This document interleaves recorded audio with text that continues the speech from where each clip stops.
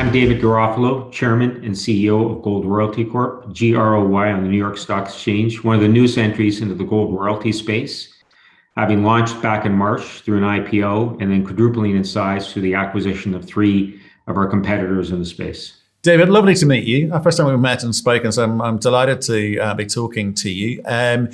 Why don't you start off with a little bit about your background and what gives you the right to be starting up brand new royalty companies? Well, I actually came from an operating mine development background, even though I'm a chartered professional accountant by training. Spent over 30 years developing and operating mines in various roles. Most recently, I was the CEO of Gold Corp, prior to its merger with Newmont in 2019. Before that, I ran Hudbay Minerals on the base metal side. And before that, I spent 12 years as CFO of Agnico Eagle during its formative years, and then started my career before that, 8 years with Inmet Mining on the base metal side. So I spent equal amounts of my career both on the base and precious side, but the recurring theme for me has been mine development. I've been involved in the construction of 15 mines in my career and operated countless more in various C-suite executive roles. Okay, so it's really important that in the royalty space, streaming space, that you do good deals, that you're not overpaying for these things. So tell me a little bit about the team that sits behind you and the transactional experience. Well, we actually have quite a deep management board. Many of them have been in the operating and mine development side for much of their career. Within my board, I have Alan Hare, who was my successor at Hudbay as CEO, but he was my chief operating officer and a prolific mine builder in his own right, 35 years as a mineral processing engineer. We have Ian Telfer as the chairman of our advisory board. Ian obviously pioneered the streaming model with Wheaton Precious Metals 15 years ago when he spun that out of Gold Corp. And the structure we're pursuing, spinning it out from Gold Mining Inc., is very similar in terms of its formation as Wheaton Precious Metals was. And so we're leveraging Ian's expertise and his background, his experience in creating this vehicle and growing it very, very quickly. But if you look further onto the board, we have Warren Gilman, who runs Queensroad Capital out of Hong Kong, over 30 years of investment and investment banking experience in the space, and have been a close personal friend of mine and Ian's over 30 years. He was one of the cornerstone investors in the company. And unusually for him, he became a member of the board of directors of an investee company, which is very, very rare for him. But again, he saw the potential in this vehicle, and also he wanted to be more directly involved with Ian and myself. Amir Adnani, who founded our former parent company, Gold Mining's on the board as well. They still have 14% of the company after these mergers, so one of our biggest shareholders. And Garnet Dawson, who's the former CEO of Gold Mining, geologist by training. Alistair Still, who's our director of technical services and is also the CEO of Gold Mining Inc., is a geologist by training himself, a very experienced operator, having worked in the Porcupine District in Ontario for Gold Corp, and then after that, building Cerro Negro in Argentina. So if anything, the recurring theme within our board is a technical skewing towards more technical and geological depth on our board. And I think that gives us a competitive advantage in a couple of ways. We have a clear-eyed view of the underlying risks of the opportunities we're looking at. We do a bottom-up analysis through our due diligence on the geological model, the mine plans, the quality of the operators before we invest any dollars.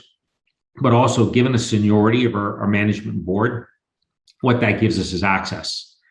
There isn't a company in the world or an executive in the world that one of us can't call to get access to opportunities. And admittedly, the royalty space is quite competitive. And in order to get that leg up, getting involved in bilateral negotiations before they become competitive processes is an extremely important factor in making sure that we get an adequate rate of return on the capital we allocate. Okay, so the diligence side of things is pretty solid. You know, you're dropping names there everywhere, you know, blue chip names. With regards to, so in terms of your ability to assess whether projects, assets are good enough for your portfolio, you think you can tick that box. With regards to actually the construction of those deals, I guess you're reliant on one guy to get that right for you. So do you think that you've had to overpay initially for the transactions that you've done to get the scale, and you'll recoup and backfill later on, or do you think you've actually bought well?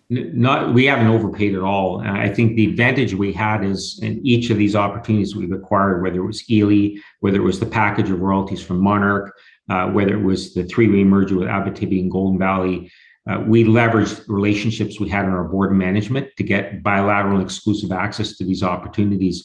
We allocate capital expecting to get at least double-digit rates of return, and we're quite confident we're going to get that in these cases. Not only that, in terms of the known reserves, but we see significant exploration upside in each of the opportunities we invested in. We haven't paid for that exploration upside. That's gravy. That's icing on the cake. And if we realize that exploration potential, that's the optionality that investors are looking for when they're buying a royalty and streaming company. It's a difficult one for royalty companies because these portfolios are hawked around by the banks, and the winner is always going to be accused of overpaying because you've paid more than the last guy typically. The next best bid. So do you believe what you're saying there about not overpaying, or do you think there's got to be a little bit of it? Yeah, in fact, these were not peddled by banks. And that's the point I'm trying to make is given the seniority of our team, we got access to these opportunities before they were peddled in competitive processes. In the example of Ely, even before our IPO, I had established a relationship with Trey Wasser, one of the co-founders of Ely, and we entered into negotiations before we even went public. We were debating whether we were going to merge prior to our IPO and use Ely as our vehicle to go public. But Trey and his board wanted us to go through a price discovery process on our existing portfolio that we inherited from gold mining. So we did that. We established a value in the marketplace, and that allowed us to enter into a basis of negotiation. Similarly, with Golden Valley and Abitibi, we had a relationship through our board with Jimmy Lee, the largest shareholder of gold mining. He's a pulp and paper magnate based out of Dubai. And again, I entered into a discussion with him through that relationship. He did not market this to anybody else. And we convinced him of the double bump potential of merging with us. In other words, delivering him a premium up front, but also re-rating his portfolio, which was in a very illiquid public company, re-rating his portfolio within the new gold royalty. And in fact, we realized that 35% value accretion as a result of that merger, even post the payment of that premium. So the market, I think, has delivered its verdict. They feel that we paid fair value. In fact, we rated that portfolio quite dramatically within the combined company. But you know why I'm asking the questions? Because most brokers, most investors don't have the capacity to review or diligence an entire portfolio. There's a lot of work there, right? So they take what the company says at face value. And so that's why I'm asking you these questions, because again, if I look at some of the three acquisitions, they've got very, very different beginnings and very different profiles themselves. So you've had to say, what's the commonality here for us? Is it the fact that it gives us scale quickly? You may not feel that you've overpaid, and that's fine. You've stated your case, but they came from different places.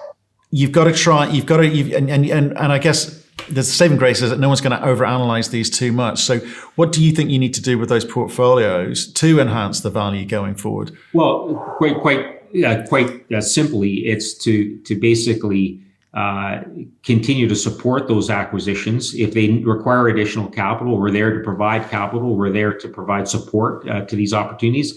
But by and large, virtually everything we bought is already well capitalized. We have very, very strong operating partners. They already have the financial wherewithal to advance these projects. I'll give you an example. When we bought Abitibi and Golden Valley, we got a royalty on at least a part of Canadian Malartic, the largest producing gold mine in Canada, with two well-capitalized operating partners in Agnico Eagle and Yamana. They're already undertaking a $1.6 billion underground mine construction on that project. And that trends into 3% NSR ground that we have royalties on. And so that is well underway. Construction is underway. The head frame's up. It's a concrete head frame. They're sinking a shaft. This is an area that Agnico has been operating in since its inception back in the 1950s, so knows it well, has the people that they can leverage, has the infrastructure. It's right on the Trans-Canada Highway. They don't need a lot of support. What they need to do is get underground access, not only for production, but also get the underground drill setups. They really need to test the depth potential of that underground deposit. So just by holding on to that royalty and partnering with strong operating partners like that, that gives us significant optionality on the exploration potential of the underground deposit at Canadian Malartic, which up to this point has been exclusively an open pit operation. Right, and I do want to talk about the construct of the portfolio, because with all portfolio sales, there's going to be good stuff and not so good stuff, right? So let's talk about how much money have you raised to date and how much of that have you spent? So we raised $90 million US in our IPO. We used about 2/3 of that to complete the acquisition of Ely. It was about 1/3 cash, 2/3 paper. But since then, we kind of reloaded with the Abitibi and Golden Valley acquisition. We've actually brought our cash balance up to close to $50 million US on a pro forma basis, having just completed that deal formally just a few days ago. And so we're well loaded in terms of our cash. We have an undrawn credit line of $25 million and we have no debt on the balance sheet. So among that third tier of royalty companies, which includes ourselves and Mavericks and a number of smaller cap players, we have the strongest balance sheet with the highest cash balance. We also have the largest royalty portfolio with over 190 royalties from early stage exploration through to production. We have the best asset concentration in terms of jurisdiction risk. We have 75% of our portfolio on an NAV basis in Nevada and Quebec, the two best rated jurisdictions by the Fraser Institute for mineral potential, low regulatory risk, and low political risk. Otherwise, we're exclusively focused in the Americas. And the other thing I would point out is nearly 90% of our exposure, our attributable resources, are in gold. We're very focused. We're not in bulks. We're not in battery metals. We're not in exotic minerals. I think it's been empirically demonstrated time and again that the companies that focus on precious metals on the royalty side get the best multiples and the lowest cost of capital. They do, and that's why most people end up there, or most people start there. Let's stick with the portfolio thing. I'm trying to understand. You described a kind of generic view of what the portfolios look like, right? But it comes down to, and your cash position is great. You've gone and raised a lot of money, and you've made some big acquisitions. But it comes down to how much revenue do you generate? So, in sense of where you're at today with revenue generation and near term, and near term for me would be, say, money coming in converting into money in the next 2 years or so. What guidance are you giving to the market? Yeah, so we expect to generate about $5 million of free cash flow in our first full fiscal year coming up in 2022, and we expect a 5-fold increase in that free cash flow over the next 5 years, largely from existing operations, whether it's Jerry Canyon, whether it's Canadian Malartic, among others. We have 6 producing royalties that generate all of that cash flow. Beyond that, we see actually quite dramatic growth because we have 7 projects in the construction stage, including the underground mine at Canadian Malartic, which again trends into much higher NSR territory for us. And as they delineate that resource, as has been the custom geologically in that Abitibi Greenstone Belt, as you get that underground access and those drill setups to drill out the exploration potential at depth, these deposits tend to bloom and blossom geologically. And I'll give you an example. I was at Agnico for 12 years when we were building LaRonde, Lapa, and Goldex. And with that exception, as we got underground access, these deposits grew exponentially. Now, LaRonde, many people forgot, started off as a small localized zinc deposit from surface drilling. On that basis, we sank a 1,000-meter shaft, and that opened up underground drill horizons. That small localized zinc deposit has become the largest gold-bearing VMS ever discovered in history, worldwide. And again, started with a modest zinc deposit from surface. It's that underground potential, that underground access that's really critical in this greenstone belt, discovering ultimately what you have geologically. Absolutely. But that's not going to happen 190 times for you. So I want to focus on the ones that you think are most likely. Okay. So can I just be clear about something? You just said you took about five million of revenue next year and maybe 5 times that within the next 5 years. Is that from those same 6 current producing, or are you including the 7 development projects too? 6 plus some of those 7 that are in construction. Got it. So to be clear, that does not include Odyssey, because Odyssey within the next 5 years won't be at full ramp up production. So that provides another dimension of growth beyond the 5-year horizon that I'm talking about. I'm talking about just the ones that are either in production or likely to be in production within the next 3 to 5 years that'll deliver that growth. Got you. So okay. So in terms of materially advanced projects, then how many of those have got stock exchange compliant 43101s or JORCs, depending on where they are? Well, all 13, 6 in production and 7 in construction have 43101 resources. Right. And if you look at our overall portfolio, there's almost 80 million ounces of attributable resource or overall resources that we're exposed to as a result of our royalty portfolio. And that's 43-101 resource. And it's an aggregation of all of the resources on the 191 royalties that have 43-101 compliant reserves and resources. Okay, so in terms of the total royalty portfolio, how many of them have that? Is it just those 13? No, I'm talking about if you look at the overall portfolio. Overall, right, got it.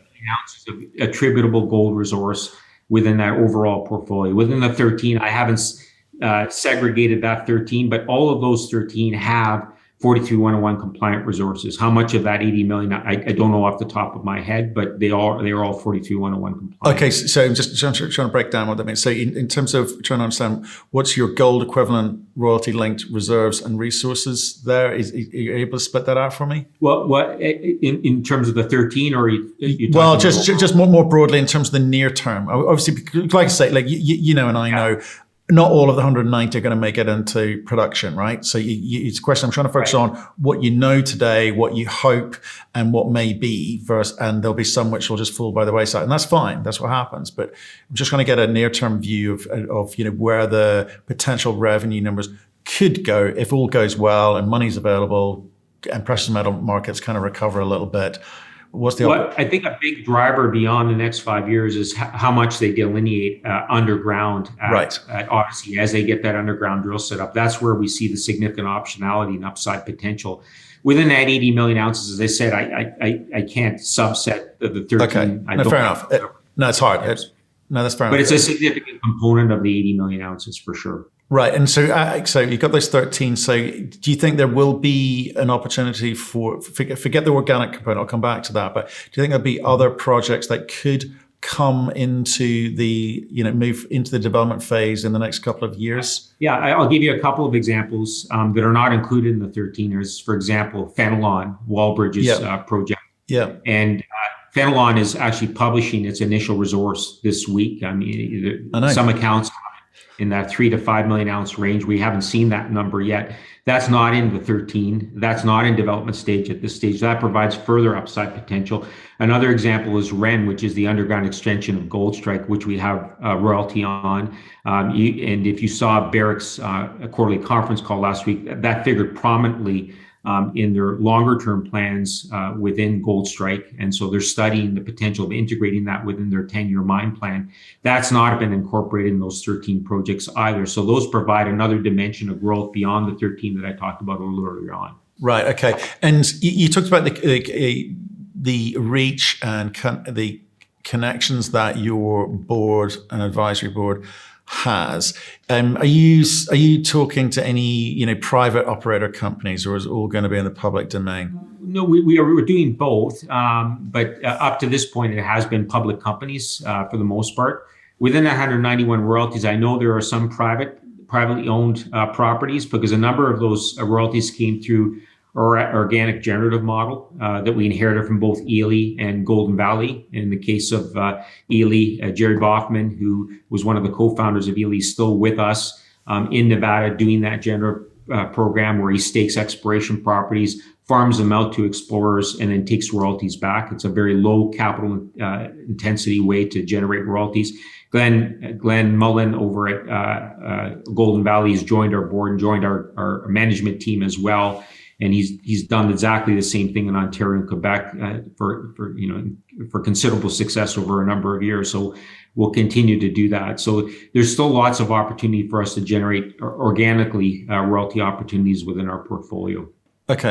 And beyond that, earlier this year we did a deal with Monarch Resources. Now that's in the public domain. To your question earlier on, Jean-Marc Lacoste has been operating the Abitibi Greenstone Belt, much like I have for most of my career, and there's a level of trust there. Again, another bilateral opportunity through my relationship with Jean-Marc allowed us to acquire those royalties to fund the restart of Beaufort, which will be cash flowing next year. Okay, and are you concerned at all about the value that the market has put on your company?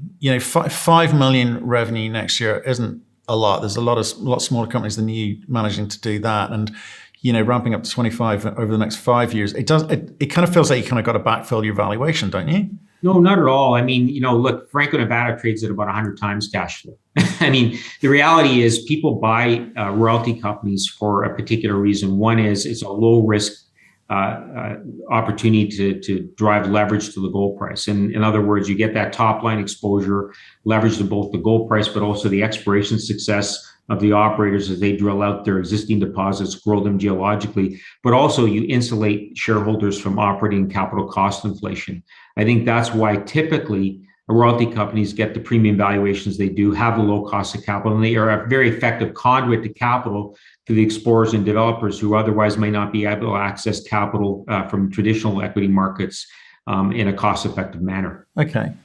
And do you, in terms of that 5 times number, say 25 million in 5 years' time, what does that cash growth profile look like? Is it front-ended or is it back-ended? You mean intra-year, or are you talking? Well, I'm talking about, okay, you're talking about it'll be 5 times 5 in 5 years' time. It's actually quite a steady upward trajectory right. In terms of our, because we have a number of projects legging in.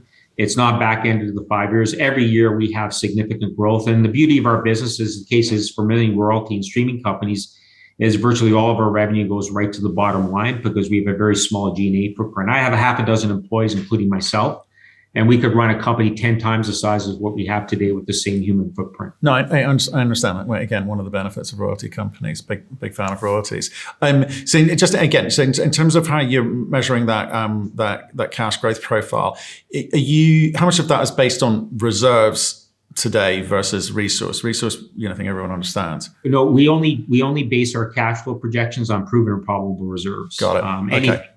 Any benefit above that, again, provides that optionality. So we're very, very conservative in our cash flow projections when we do them. And for that matter, when we're doing evaluations, is to return on potential royalty acquisitions. Again, we only base it on 43-101 reserve. That's all we pay. We can't afford to pay for that upside, because if you do that, you're foregoing that optionality that investors are looking for in royalty companies. They want that upside without having to pay for it up front. Got it. Okay, so in terms of how you measure the duration of the cash flow, then I guess that would answer that question. Fine. Let's talk a little bit about organic versus M&A. You've been hot and heavy on the M&A. Are we expecting to see more of that, or are you now going to sit back and rely on some of the acquisitions that you've made to develop the projects? And that's where your growth's coming from. Well, I think the most effective royalty companies have never foregone any of those options. They've always maintained an open mind to doing deals that are accretive, regardless of where they come from. The beauty of our model is we have a sustainable business that will grow for the foreseeable future, given that generative model that we've acquired through the acquisition of Ely and Golden Valley. We kept the founders on.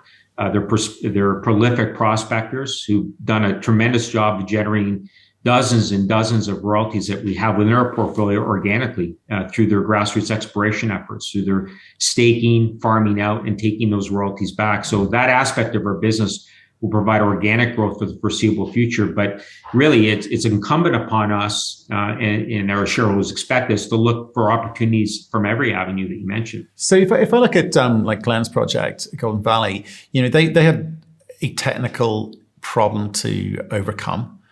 And I hope they've got there. Did things like that put you off, or are you happy to take a little bit of risk on some of these acquisitions that you're making and assume that the management team will be able to solve the problem? Basically, what I'm saying is asset risk versus management risk. What's important to you? Well, that's the beauty of the depth of our management board, is we've been in their shoes. We understand the underlying risk of what they're trying to do, and we price it accordingly. So if we feel that something has a significant risk associated with the development, capital expenditures, with the resource, then we'll attribute the appropriate risk premium in our rate of return and our hurdle rates for these projects. Otherwise, we won't get involved. And as in more than a few times, we passed on opportunities because we didn't believe in the underlying operators' development plans. We didn't believe they had the wherewithal, the financial capacity, or they didn't have the ESG practices that made us comfortable. That's absolutely intrinsic to everything we do. We want people that actually have a track record of responsible development from a social, safety, and environmental side. And I can think of a half a dozen opportunities, individual royalty opportunities we've passed on since we started this organization back in March and went public, because we didn't have that underlying comfort in the operators and the ability to do business responsibly. Okay. And what about, obviously, there's been a difficult, I mean, you started in a difficult year. There's a downward pressure on precious metals across the board. The gold price, not so much, actually, but on the equity side of things, which has, restricted some people's ability to to go and raise capital to advance their projects, to do the drilling at the speed that they wanted to. And obviously assays have been affected by COVID. Look, there's a few things going on out there which made it a difficult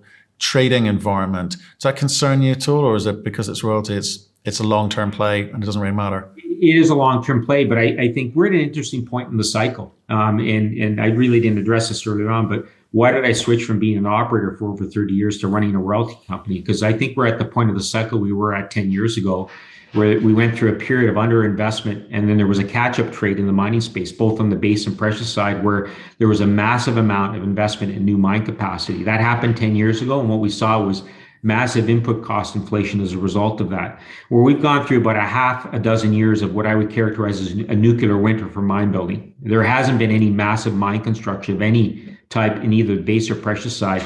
So there is going to be an element of catch-up over the coming years as people look to replace depleting reserves and production profiles, both on the base and precious side.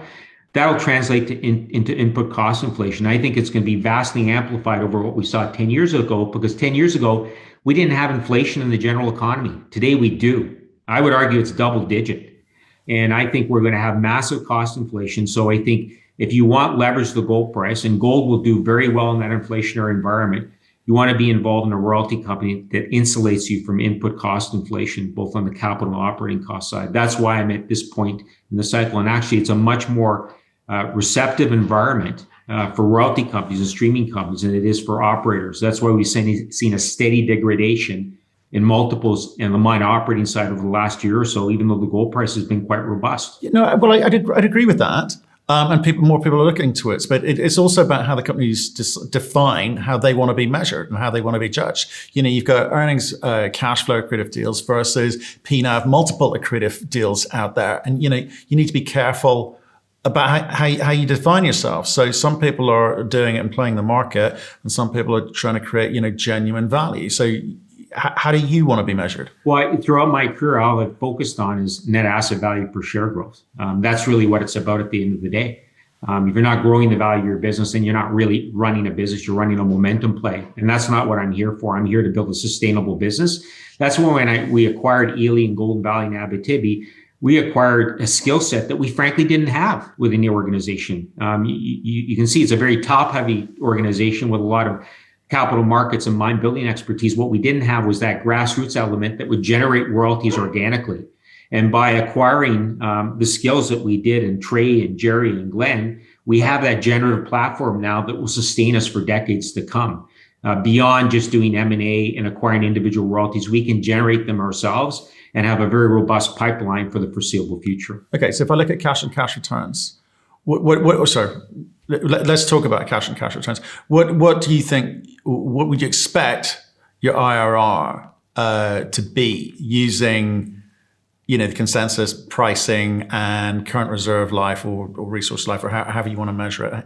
I can say unequivocally, every investment we've made, based on proven and probable reserves, it will generate a double-digit rate of return. Right. Now, as for the grassroots opportunity, what does that mean? Does that mean low teens? Does it mean 10%? Double digit means 10% or greater. I know that. Okay. I know that. I'm trying to work out, do you mean 30 or do you mean 11? Well, each of these individual royal opportunities are a bit different. I haven't aggregated them across the portfolio, right. But okay. What I would say is on a grassroots basis, those grassroots opportunities that we're generating, they're undefinable in terms of return, but because our investment in those is virtually zero.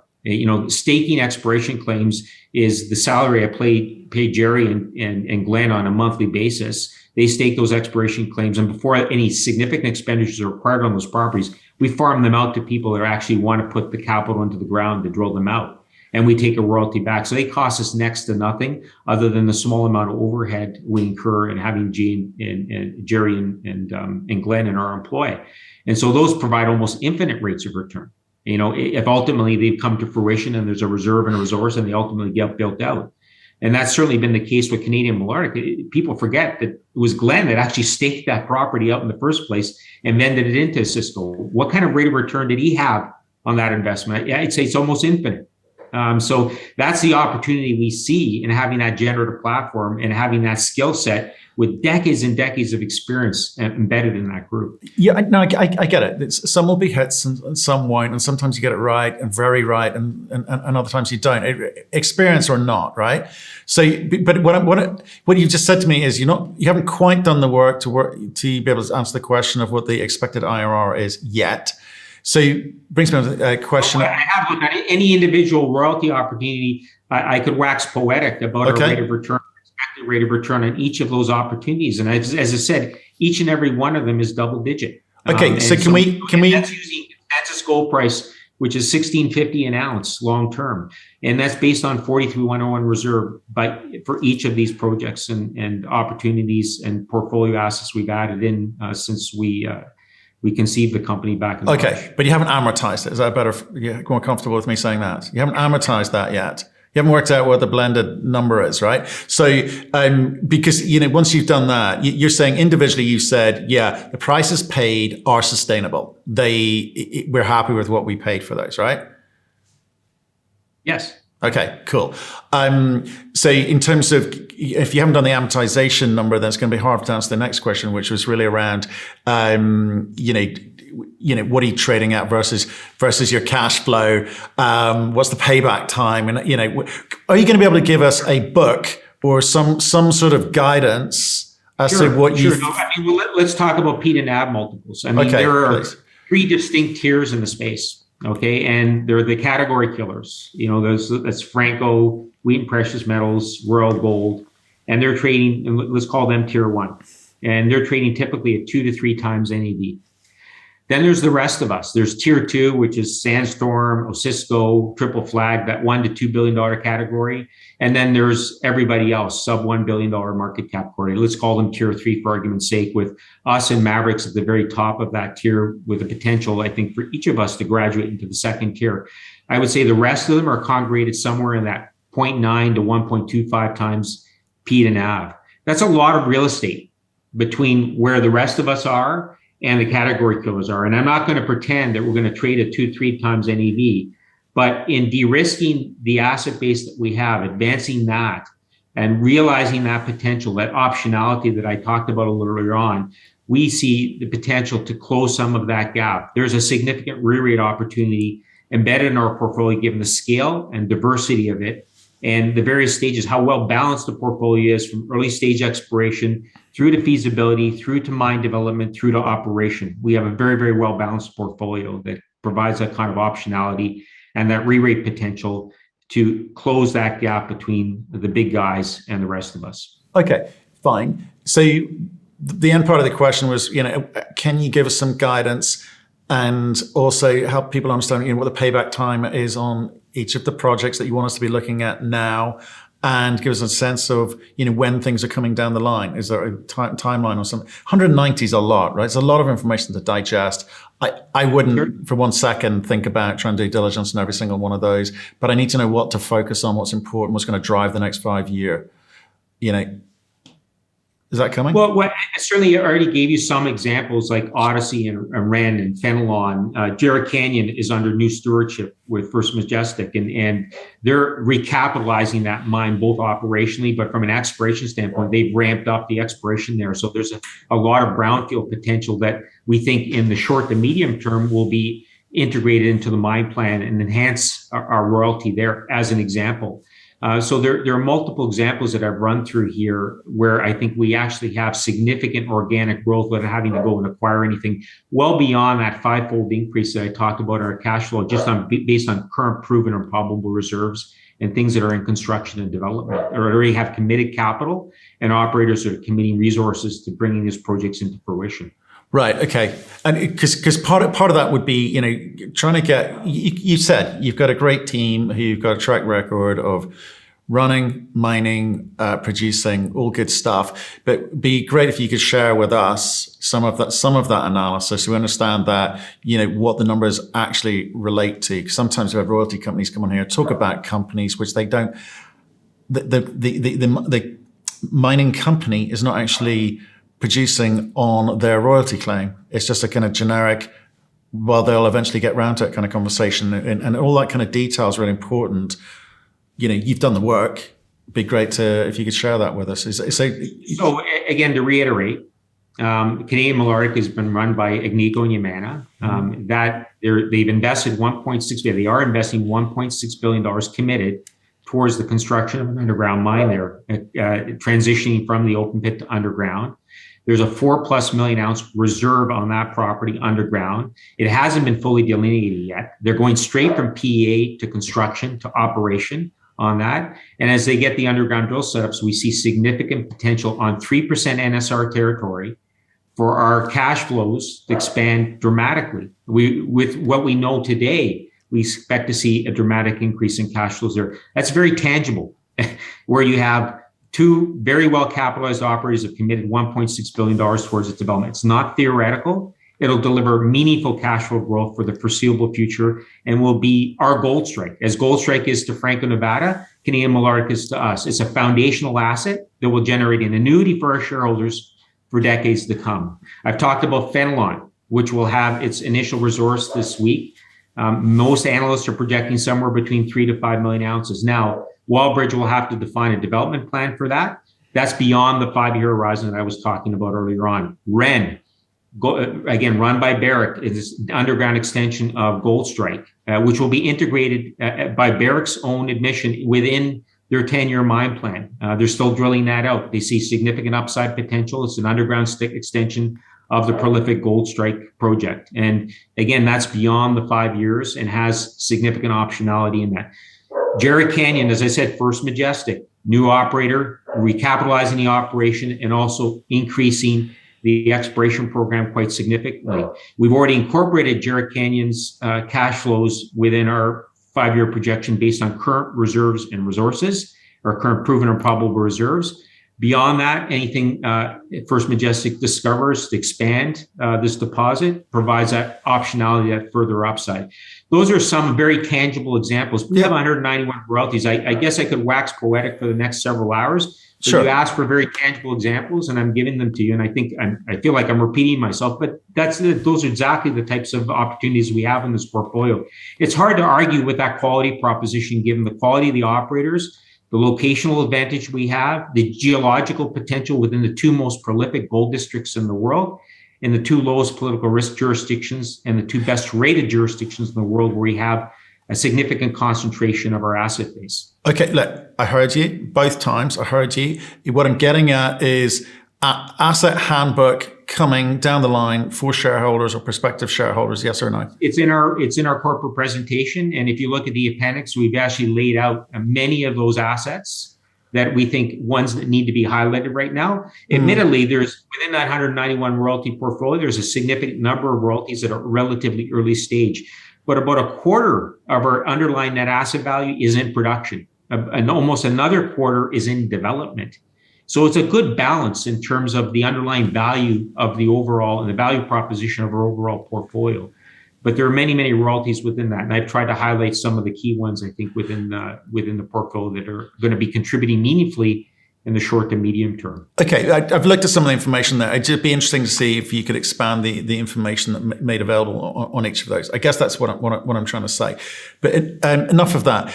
I'm looking at your marketing and your sell-side broker reports and the coverage that you've got, I should say.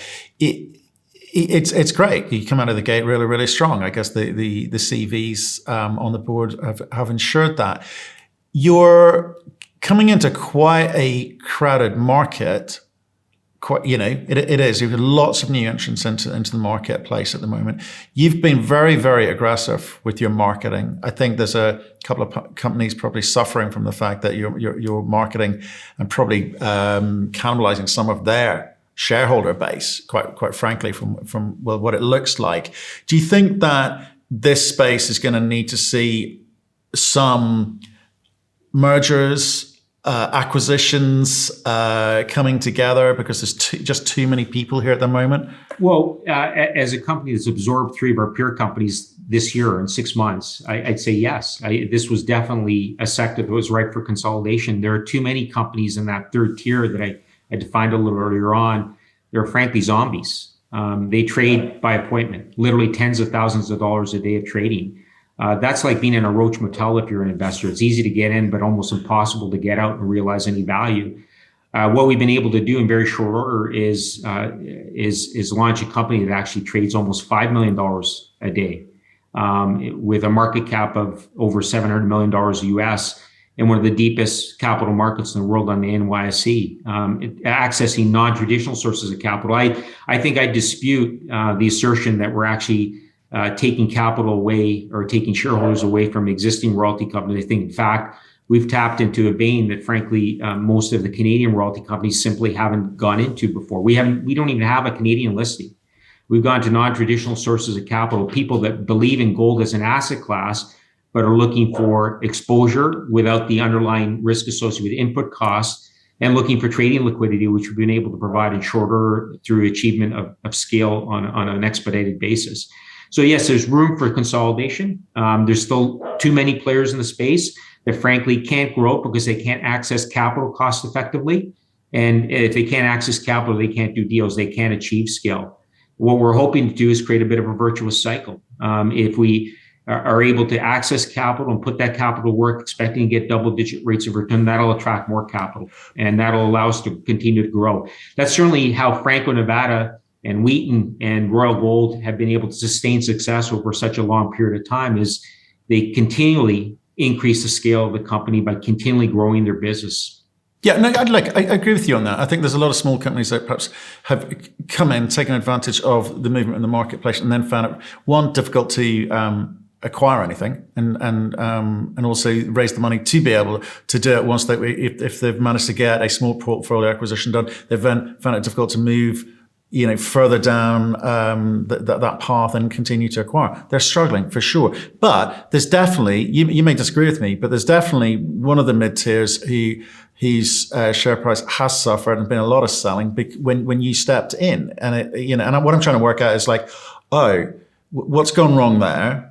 Is there any chance that could happen in this case here? Are there lessons to be learned, or is it just a case of actually people just prefer your model to theirs? Well, I can't speak to other people's models, but what I would tell you is we allocate capital expecting to get strong rates of return. We're growing our business, growing the net asset value on a per share basis of our business, whether it's through the acquisition of peer companies, whether it's the acquisition of individual royalties. We do so expecting to get a rate of return. We'll run our business as well as we can, and what other people do is really up to them.